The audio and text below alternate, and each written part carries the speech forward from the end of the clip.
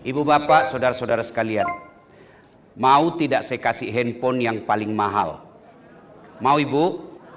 Pulsanya 10 juta, kuotanya unlimited. Mau ibu? Tapi begitu saya kasih ki langsung ki tuli. Mau? Mana tadi yang mau? Mana mau kok? Berarti yang mahal bukan seluler, yang mahal bukan jaringan, tapi yang mahal adalah telinga, dan Allah kasih kita gratis, tidak perlu dibayar. Hebatnya lagi nih telinga, tempatnya sangat cantik. Pernahkah Bapak Ibu membayangkan bagaimana seandainya daun telinga dibawa ketek? Halo, iya Puang, ada aja ini di rumah. Di mana kok? Di rumah aja ini Puang.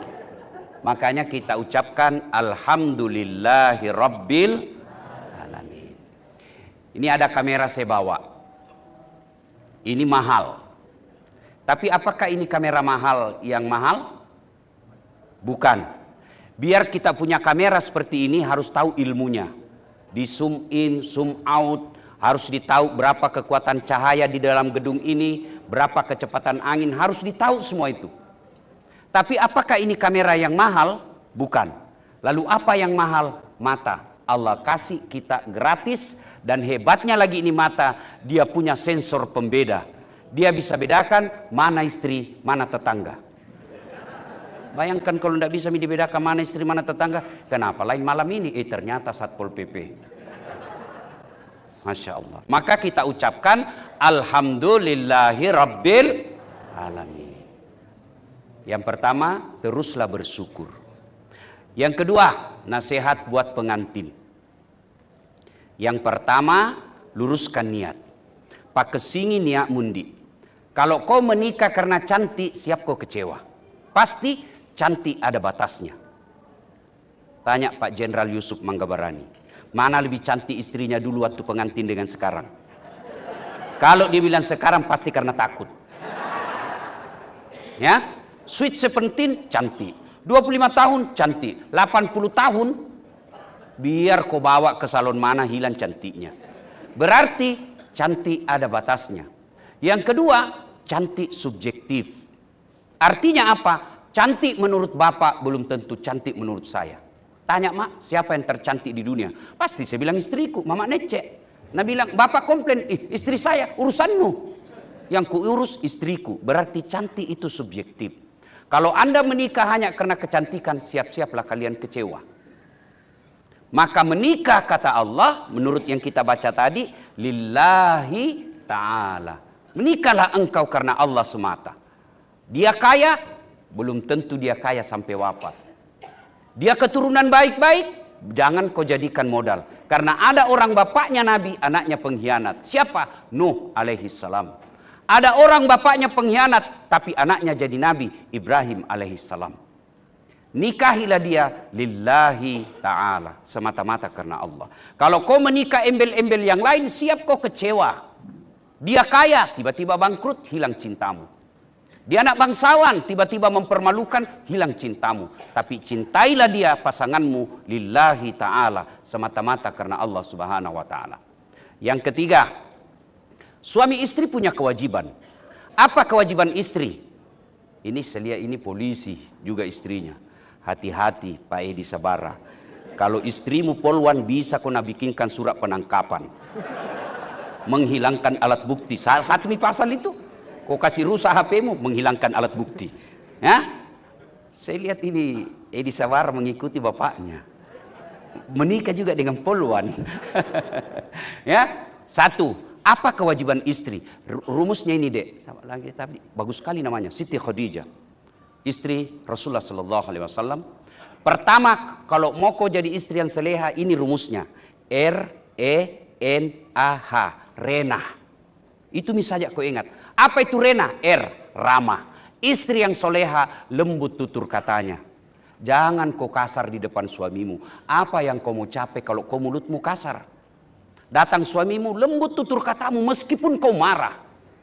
Datang suamimu cari nafkah, kau sambutlah dengan kalimat yang sopan santun. Assalamualaikum kakandaku arjunaku. Boh, senang itu. Nah bilang Pak Edi, waalaikumsalam adindaku Sri Kandiku. Nabi bilang istrinya, itu wah gagana suamiku hari ini. Langsung berarti jelek kah kemarin? Oh, jangan juga begitu ya. Puji. Tidak ada orang yang tidak senang dipuji. Maka mulutmu keluarkan pujian kepada istri, pujian kepada suami. Itu perempuan paling senang dipuji. Meskipun dia tahu dibohongi. Ih cantikmu dek, makin cantik kau kuliah. Meskipun dia tahu kita hanya tipu, tapi dia senang. Kenapa? Pujian bagi seorang perempuan itu adalah fitrahnya. Maka pujilah dia. Ya, ramah. Tutur kata yang lembut. Apalagi kalau ada mertuamu, apalagi kalau ada iparmu, tutur katamu lembut. Meskipun kau bertengkar tadi malam, datang mertuamu, tunjukkan kau lembut tutur katamu. Tapi kalau kau kasar, datang mertua, pulang kampung ketemu mertua, agak paling ya rubinemu, apa paling itu istrimu nak kasar sekali bicara. Maka dia akan kecewa. Tutur kata yang lembut. Jangan pertontonkan kata-kata yang kasar. Apa yang mau dicapai dengan kalimat yang kasar? Tidak ada. Salah satu kehebatan Rasulullah sukses dalam dakwah karena mulutnya santun sopan. 1. Ramah. 2. Istri yang soleha. Apa itu? Elok. Dipandang menyenangkan hati. Kata Nabi, ya, perempuan yang soleha itu menyenangkan hati ketika dipandang dan membuat suaminya betah di rumah. Itu saja rumusnya. Maka istri yang soleha itu sepantas dan sewajarnya berdandan untuk suaminya. Alhamdulillah kuliah ibu-ibu sekarang cantik ngasing. Masya Allah cantik semua ini ibu-ibu. Penghuni surga ini. Tapi Nabi isi ke bapak-bapak. Nabi bilang itu jina cantik kan mau pi pengantin. Tapi coba kalau di rumah Ustaz la haula wala quwata illa billah. Ada itu timun di muka di mata anak. Bedak hitam, nonton mie, makunya canggoreng, napegan remote, naik kakinya di atas menguap. Bagaimana suami tidak stres? Maka istri yang soleha kalau mau datang suamimu dandanlah. Dan dandananmu jadi pahala. Hiasanmu jadi pahala. Jadi kalau 10 menit mau datang suami, dandanlah. Tapi yang sepantasnya. Jangan juga berlebihan. Rambut dikuncir 2. Kiri kanan, 1 di depan. Pakai selop dalam rumah. Pulang suami tak astagfirullah kesurupan istriku. Berdandanlah sepantasnya. Jadi ibadah seorang istri. Mau ki masuk kamar, sikat gigi ki. Pakai ki parfum. Pakai baju-baju yang senang suami lihat. Itu adalah ibadah. Kalau perlu pakai ki baju renang. Yang kau tahu serius kayak ini. Elok. Nikmat. Istri yang soleha pandai memasak kesenangan suaminya. Jadi adindaku Siti Khadijah tanya minanti mamanya Pak Edi. Masakan apa karena suka itu suamiku ibu? Begitu dia marah, masakkan kesenangan suamimu. Kalau tidak bisa kau tiap hari, sekali sepekan. Tidak bisa sekali sepekan, sekali sebulan setelah nu terima honorna. WhatsApp nih.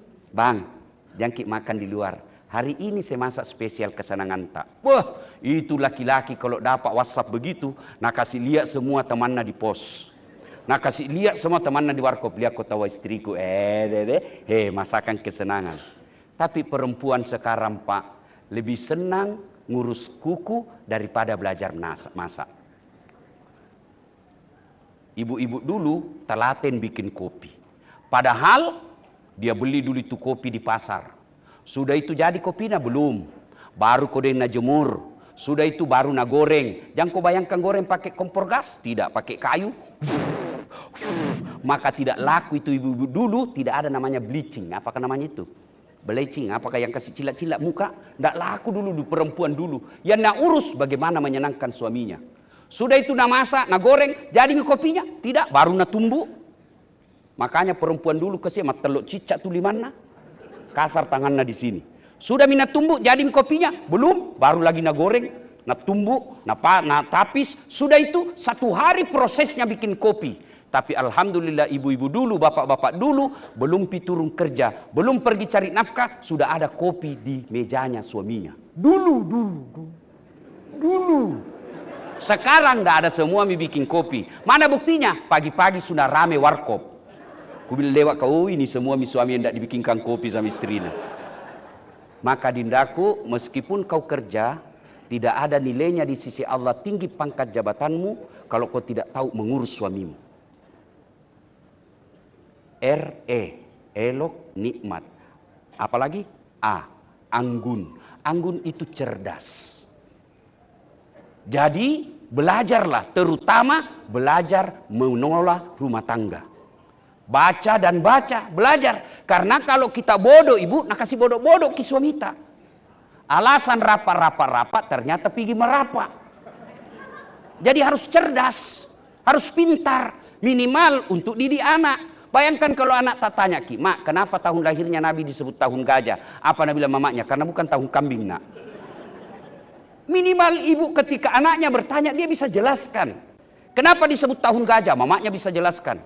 Siapa Nabi terakhir? Mamanya bisa jawab. Pak, berapa? Mak, berapa anaknya Nabi? Bingung maki itu? Coba kalau kutanya ke semua, berapa anaknya Nabi? Salah itu. Berapa anaknya Nabi? 7. Minimal bisa dijelaskan ke anak. Karena proses pendidikan itu lebih berat kepada istri daripada suami. Kenapa? Suami tugasnya cari nafkah, istri tugasnya mendidik anak. Jadi kalau ada anak tidak tahu ngaji, tidak tahu sholat, sudah gadis, tidak pakai jilbab, mamanya dulu dicari di akhirat. Mana mamanya ini? Mana mamanya? Kenapa begini anakmu? Maka istri yang soleha mendidik anaknya. Yang kelima, H. Apa itu? Hemat. Istri yang soleha harus pandai mengelola keuangan keluarga. Berapa banyak suami dipermalukan di medsos, dihina, malu, dipecat dari jabatannya. Kenapa? Karena punya istri yang tidak mensyukuri penghasilan suami. Sebagai polisi suamimu, Dek, berapa gajinya polisi? Bisa dilihat, pangkat jabatannya bisa dilihat di medsos. Maka istri yang soleha, dia selalu ingatkan suaminya, Bang, jangan menghalalkan segala cara. Saya suamimu, berapapun kau dapat, yang penting kau selamat dan halal, saya ridha menerimanya. Jangan malah kompori. Wah, apa kek? Masa saat narkoba tidak bisa kau beli nggak cincin. Apa kek bisa dusika di situ di kantormu? Ini provokator. Jangan kau menjadi istri yang stepa. Kau tahu itu stepa? Selera tinggi ekonomi pace. Ini jadi istri yang soleha. Ya, banyak mau disampaikan tapi waktu ringkas. 2, nasihat buat Edi Sabara. Bapakmu Manggabarani. Orang baru di Sulawesi Selatan, Dek, yang tidak kenal PAM Manggabarani. Maka jangan kau mempermalukan keluargamu dengan menelantarkan istrimu. Harga diri kita suami, lihat istri. Kalau ada suami mewah hidupnya, istrinya berantakan di rumah, kau suami hina. Kita orang Bugis Makassar lebih dulu memuliakan istri, kita rela pakai apa ada ala kadarnya, yang penting istri tak senang. Cari orang Bugis Makassar yang lebih dulu haji daripada istrinya. Jarang kita temukan. Romantisnya seorang lelaki Bugis bukan di mulutnya. Maka kita orang Bugis Makassar tidak kenal pantun. Aku lihat ada bunga di taman. Bunga itu mulai mekar. Nggak tahu orang Bugis begitu. Orang Bugis Makassar nggak. Nah bilang saja, besar anakmu dikasih kami anakku. Nggak ada kita budaya pantun. Romantisnya seorang laki-laki Bugis Makassar adalah memperlakukan istrinya bukan dari mulutnya yang romantis dan manis, tapi dari kelakuannya. Kalau besok-besok kau dapat istrimu ngomel, itu fitrahnya perempuan. Panenakan nasang ugie. Memang begitu perempuan. Tapi jangan tong kita lewat. Jadi kalau ngomel, ngomellah sepantasnya. Jangan dari pagi sampai malam. Ada tong itu kuliah rumah tangga bertengkar, hamil lagi. Ya, dah. Sekarang itu tadi, itu mau saja bawa pulang oleh-oleh pengantin baru. R-E-N-A-H, Rena. Kalau ini kau lakukan tadahulul jannati bisalam kata Nabi. Masuk ke surga dari pintu mana kau suka. Nah sekarang nasihat buat Pak Edi. Ya, 1, kewajiban kita suami cari nafkah. Silakan kau cari nafkah apa saja dengan catatan halalan, toyiban, wasian. Itu Quran katakan halal dulu nomor 1 Dek. Sudah itu baik, sudah itu banyak. Jangan banyak nomor 1. Kalau banyak nomor 1 maka biasanya kita pakai 3H, halal, haram, hantam.